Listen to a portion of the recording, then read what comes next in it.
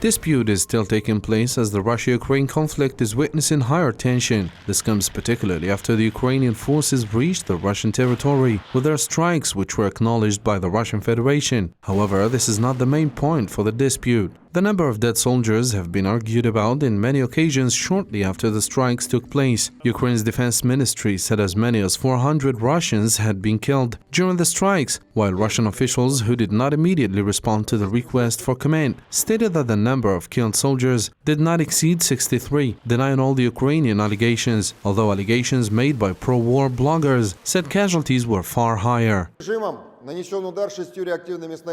As a result of the strike by 4 rockets with high explosive warheads against the temporary deployment point, 63 Russian servicemen were killed. All necessary assistance and support will be provided to the relatives and friends of the servicemen who have been killed. It did not take long after Ukrainians reached the Russian territory as the Russian army could revenge for the attack. Several strikes have hit the Ukrainian regions. 10 explosions were heard in the center of Ukraine's capital, Kyiv, soon after the Ukrainian officials warned of another large-scale missile attack by Moscow. Over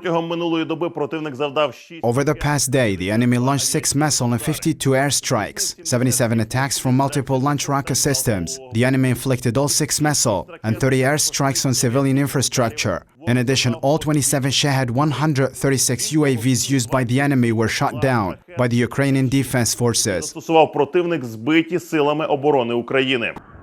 As air raid sirens sounded across the country, Kyiv Mayor Vitaly Klitschko said one of the blasts occurred in an area of residential buildings in the capital Solomyansky district, and that there were explosions in 2 other parts of the city. The year 2023 seems to witness higher tension between the two countries. Further escalation and more deaths are what makes the visible scene of the conflict in Eastern Europe, and it seems that repositioning and change of strategies are what makes the nature of war in the next days.